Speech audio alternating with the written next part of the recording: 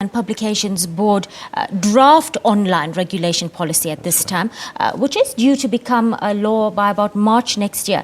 Tell us why, and could you elaborate a little bit on how such a new law, proposed new law, what impact this would have on social media? Well, one of the main things we're very opposed to is the broad definitions used in the draft policy. Now, take, for example, publisher. The policy applies to everyone who is a publisher or distributor. But it is defined in such broad terms as to apply to anything from a major news website to you or me and our blogs and social media platforms.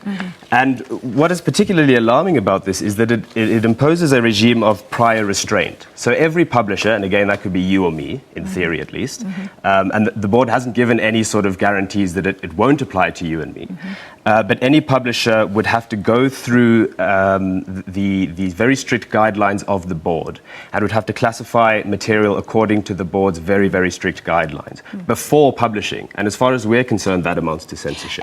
It does sound like, Micah, you're more concerned about the vague language being used in the document right now. Yes, it's the vague language, but also the entire regime of censorship that the board envisions. As I said, prior restraint is tantamount to censorship. It means that everyone who wants to publish something, say you want to publish something, anything from a blog post to something on Facebook, or a news website wants to publish something. Before doing that, it would have to go through a complex and convoluted and costly classification process. So that is something that we think is very draconian, and the Constitutional Court has said in the past that this is something that is to be done in a very circumspect way, any sort of limitation on freedom of speech. All right, we were hoping to get a Twitter map on the plasma behind us, and Twitter really has been on fire this week, Micah, and the trends map is a map that shows us the latest trends from Twitter anywhere in the world. This one right here, of course, focusing on South Africa, and we see most of the tweets actually taking a firm stand against xenophobia, but we still have some very threatening, very inflammatory messages circulating on social media. And the FPB policies, would that not in any way censor the use of the internet and social media? How do you respond? Well, yes, I mean, there's fear-mongering and hate-mongering and really awful incitement to violence and the crudest sort of xenophobia being so one can understand the need for some sort of regulation at this point. No, but I think that the problem here is that we're shooting the messenger being the medium, Twitter and Facebook. And for all the xenophobia that's being spewed out on Twitter and Facebook and WhatsApp and various social media platforms, there is also a pushback against it. And, people are mobilizing, people are showing us, there's been an outpouring of solidarity. People are pushing back against this sort of thing. So it's a double-edged sword, but I would say certainly that the positives outweigh the negatives and that we should not be censoring Twitter. Do away with Twitter and Facebook and the xenophobic attacks would still be happening and they would still look the same. All right, let's have a look now at the social media monitoring tool Topsy.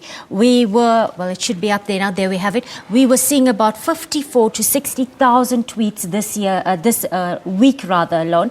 And we do have the most active tweeters on the continent and the second highest number of Facebook users after Egypt, I think it is. Now, South Africans really, Micah, are discovering here the real power of the social media.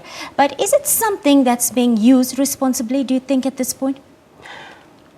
I mean, it depends. There are always going to be people who will, say the most awful things and spew hate speech and that sort of thing. That's not reason to censor these spaces. It is a public space, as I said earlier. And I think the Egyptian case is telling. Do away with Twitter and Facebook, and these things would still happen. There would still be an Egyptian revolution. There's this tendency, I think, to really exaggerate the role of Facebook and Twitter. And I think that it, again, is just another public space. What we should be doing is trying to elevate the level of debate in what has become a very inflammatory, a very volatile environment. If we look at what's happening in the country over the past 2 weeks, and there's been plenty of reaction pouring in, as we can see here. There is a Facebook post of referring to South African musician Casper Nyovest, and he was, there we have it up there now, he was actually due to perform in Zimbabwe and was given a warning to go home if xenophobic attacks did not stop in South Africa. Why do you think a proposed regulation like the FPB's one would not serve the cause of tempering antisocial behavior like this one? Well, this behavior, at least when it's on Twitter and Facebook, is more visible. Yes, but it is also very destructive. It's destructive, it has the but potential do away. To be destructive, yes. But again, do away with Facebook and Twitter, and you will have people will find their voice. People will find a way of spreading hate speech and rumor mongering and all that sort of thing. The answer cannot be to clamp down on freedom of expression, because you clamp down again, you end up clamping down on legitimate expression, and that is dangerous. And at least in this sense, you know, there can at least be, as I said, it's more open, it's more transparent. There can be a conversation about these things, and people can be, you know, called out for spewing hate speech. Well, you've started an online petition to scrap this draft regulation. What's been the public response on that one so far, Micah? It's been quite positive. We've had a lot of attention on our FPB campaign. We have an online petition, as you said. We've got quite a lot of signatures, and we will be giving our submission to the board very soon, at the end of this month, and having a protest. And we expect a decent turnout. All right. Very quickly, before I let you go, let's internationalize this a little. We saw, if you want to call it, a marriage of technology and social behavior almost, when it came to the Tahrir Square protests in Cairo. We saw something similar happen with the Jasmine Revolution in Tunisia. And one starts to wonder, what's the future of social media on the continent? Because more and more we're seeing it being used by ordinary people to affect change not only in their societies, but in their government as well. Exactly. It's a very, very democratizing thing. But again, let's not ascribe too much importance to it. Yes, it gives people a voice. Yes, it facilitates conversation, dialogue, and debate. But social media predates the internet and digital social media. And as I said earlier, the Egyptian revolution would have happened were it not without social media or Facebook and Twitter entering into that equation. People would have spread the word, people would have pamphleted, people would have mobilized. But yes, all in all, it's a democratizing thing, it's a good thing, and we shouldn't be censoring it. All right. Thank you. Micah Reddy from the Right to Know campaign. Thank you for your time on the PM News Desk. Well, it's time now to take a short